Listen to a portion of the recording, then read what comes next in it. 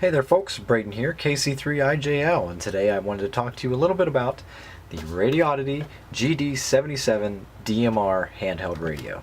The Radioddity G77 is a great radio look for anyone new to ham radio or old to ham radio looking to just experiment with DMR, or who is looking to actually have a everyday carry radio that they can keep with them and trust is going to work rain or shine. So without further ado, let's crack open the box and see what's inside. So here's just about everything that you get inside the box.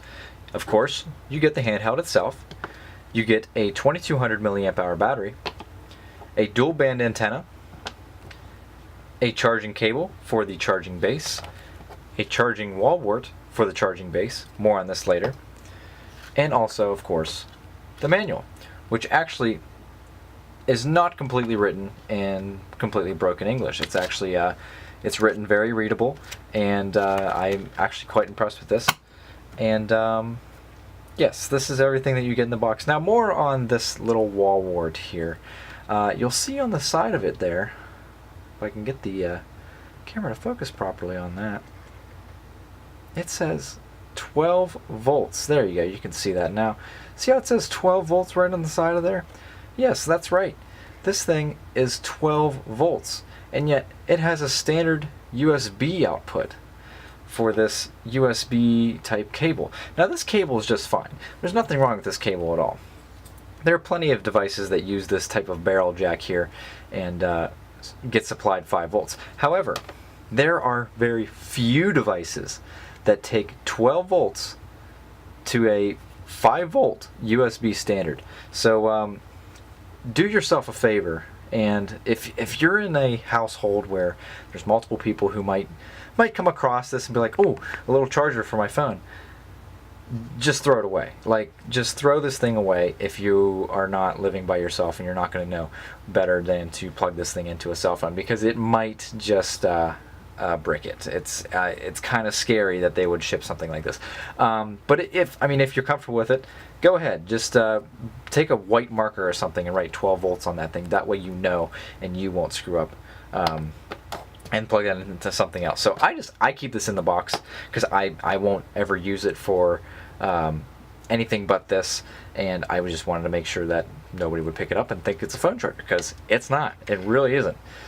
So moving on, we have the actual handheld itself. This thing feels great. It feels really, really nice in the hand. I mean, it feels rugged. The plastic is nice and solid. It's got this kind of texture to it that makes it feel kind of like a good old Motorola.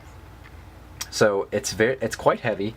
It feels nice in the hand, especially once you get that battery in there, which slides in quite nicely, quite solidly. I don't think it's going anywhere. You can release that battery by pressing this button right up here behind the belt clip, which I have already installed. This comes in uninstalled. You have to screw this in yourself, which is just 2 screws. Very simple to install, no problem at all.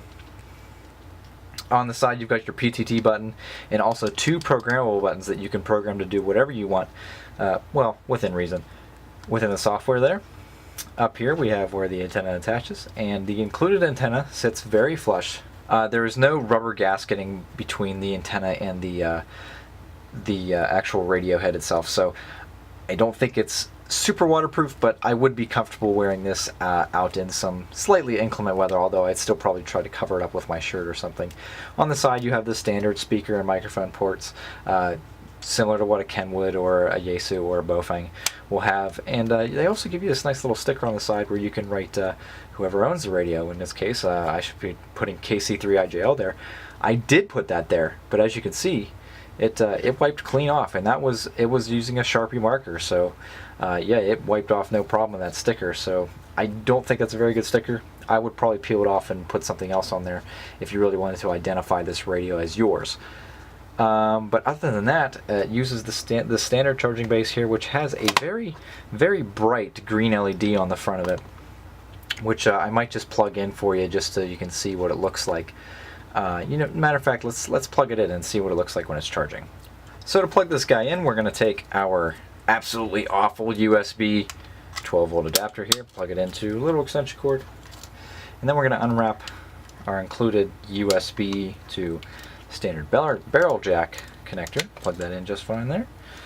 untangle that mess.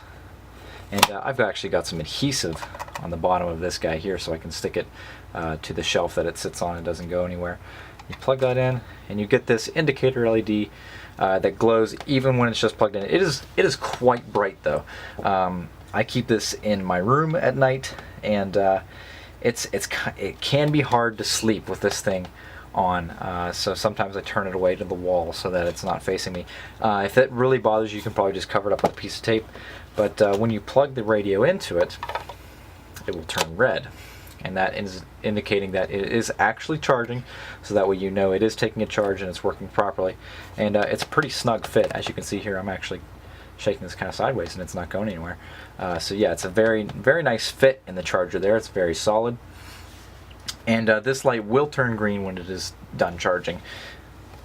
And I do believe it is safe to leave this in the charging cradle as long as you please. Shouldn't hurt the radio at all, because it does have the charging circuit built in there to obviously stop the charging whenever it reaches that point. Other than that, the charging base is very nice. I kind of wish there were more others made kind of like this. It's just very solid, and it's made out of this very similar plastic to the actual body itself. So yes, I would definitely say that this is a great charger. So without further ado, let's power this puppy on and see what it looks like. Now I'm going to blur this right here because that is my call sign there and phone number on the screen there. But this is a blue backlit screen. Looks very good in all weather conditions. You can see it in the daylight because this is actually an LCD display, so actually without the backlight, and as long as you have light on it, as you can see here, you can read the display just fine. So as you can see here, I have two different types of things here. And the menu system is a little bit funky. It might take a little bit of getting used to, but it is easy to do once you figure it out. It took me about an hour to get really used to it. But essentially here on the top, I can have a different zone that I have on the bottom, and we'll talk a little bit more about zones when we go into the actual programming of this radio.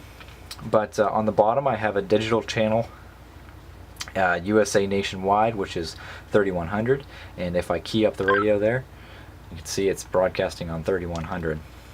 And if you're using DMR, that 3100 will go over to your hotspot or your repeater, whatever you're trying to hit, and it will tell it that you're trying to talk to 3100, and then that will tell the hotspot or repeater where you're trying to talk. And in this case, 3100 will let you talk all the way across the United States to any repeater that is currently broadcasting that, or anybody who's listening to it. But using up and down will let you switch through the various contacts that you have listed. And I've got Maryland. This is a dummy channel for setting a reflector. Pennsylvania, Canada. We've got the worldwide English in there. Seven Springs, which is a nearby repeater to me. Chambersburg.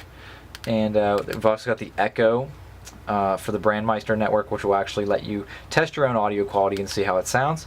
And back to USA nationwide. Now up here in the top, I actually have an analog channel in here, because this radio does both analog and DMR, and it's dual band.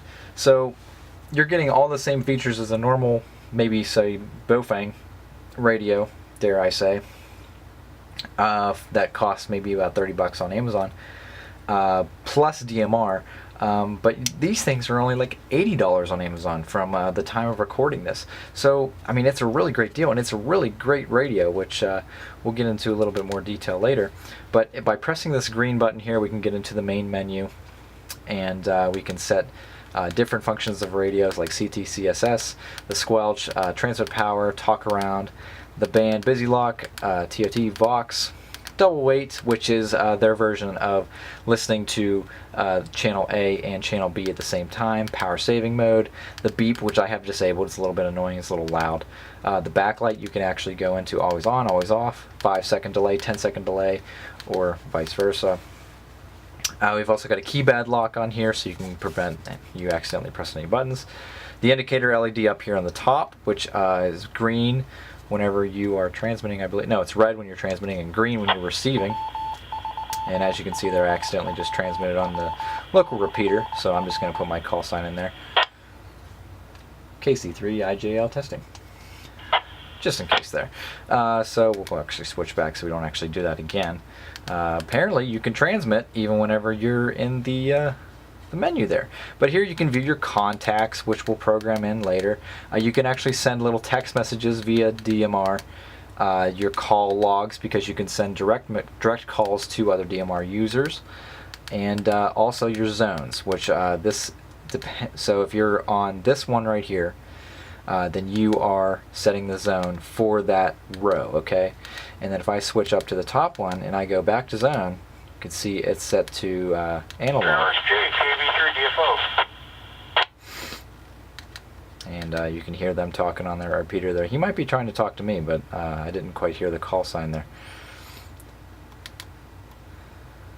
Let's talk to him real quick.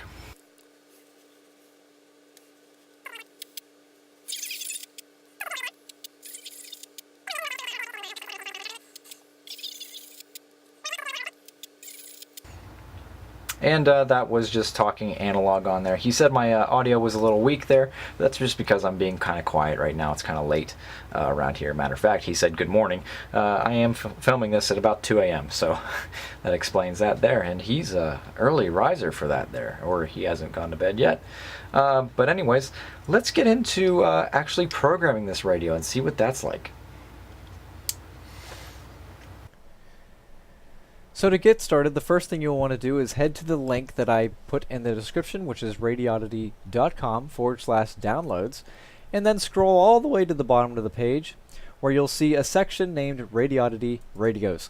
This is all the software that Radioddity provides for the radios it makes, and down here at the bottom you'll see there's update software, update firmware, firmware version 2.6.6, and GD-77 programming software and instructions. This is the software that you want to make your code plug. However, before you do this, I would recommend you download the update software and the latest version of the firmware and update the firmware to your radio before you continue, because that will prevent any software bugs or issues from occurring that Radioddity may have found and fixed since they actually manufactured your radio.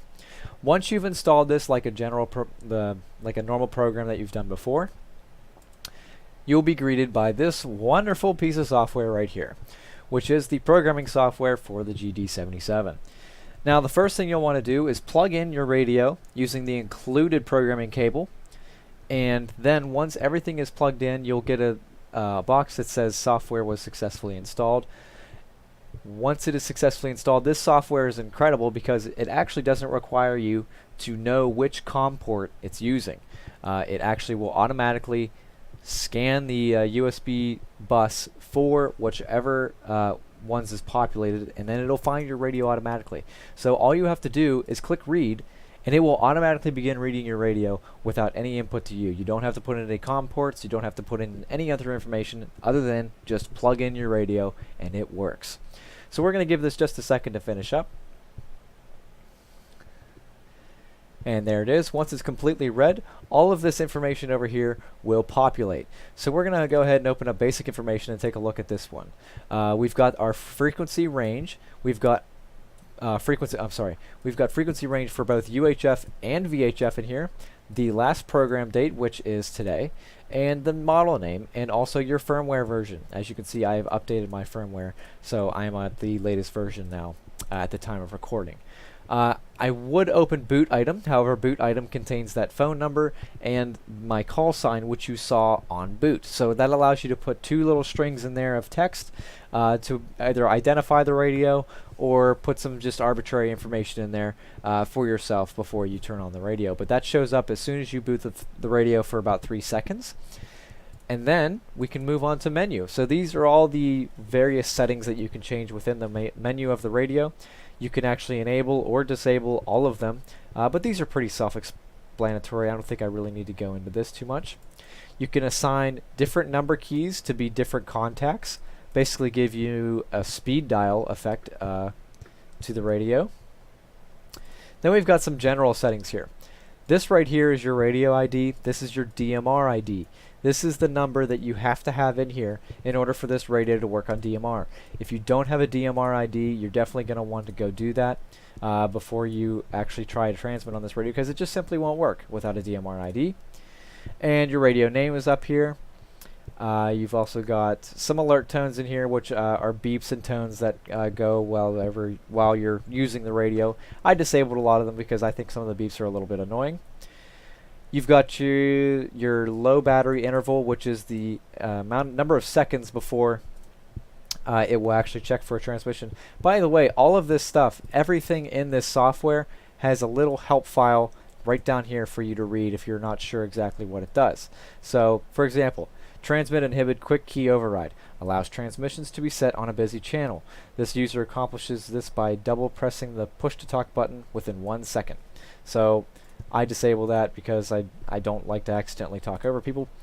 But yeah, there's plenty of help built into the software with this, so it's very easy to actually use this software and learn it quickly.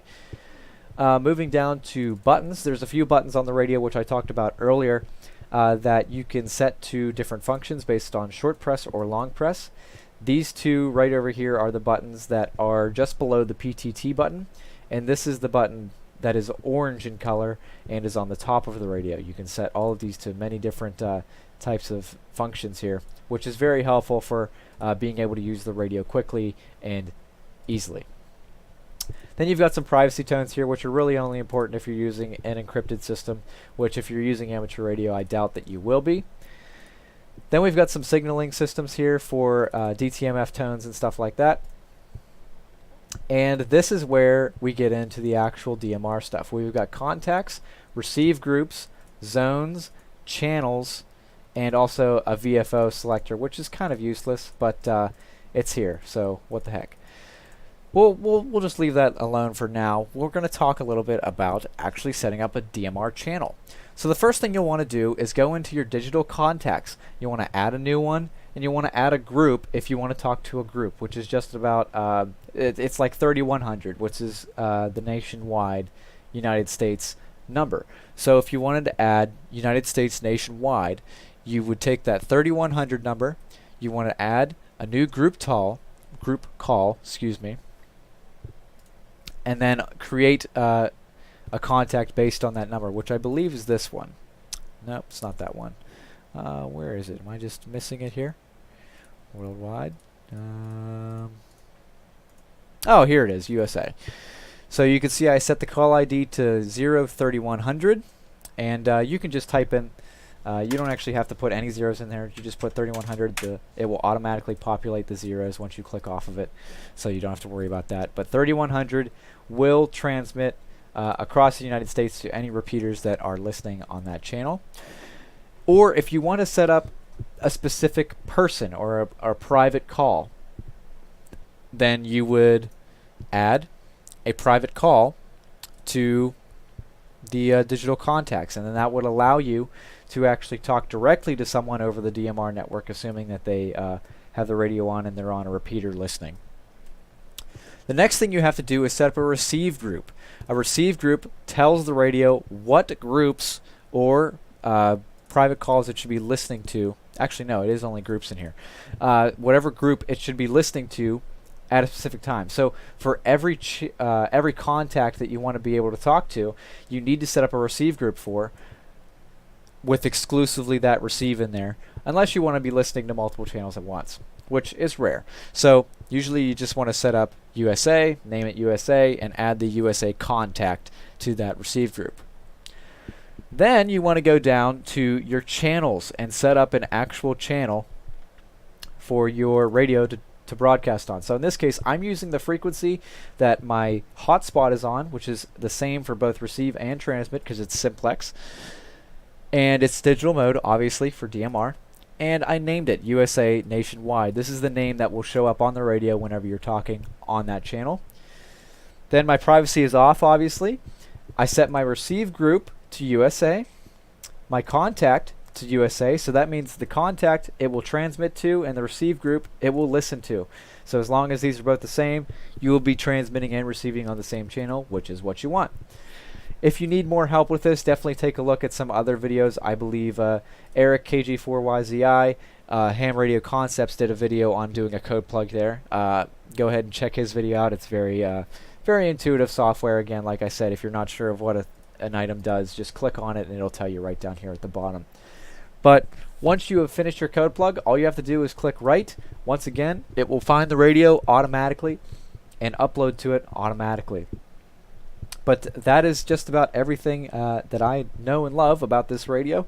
So I recommend the GD-77 to anyone new to ham radio or old to ham radio just looking to get into DMR. And if you like this video, leave me a like. If you like this video and want to see more, please leave me a subscribe. This is the first video I've done on the KC3IGL channel, and would really appreciate some subs and likes if you want to see more. But thank you for watching, and look out for the next one.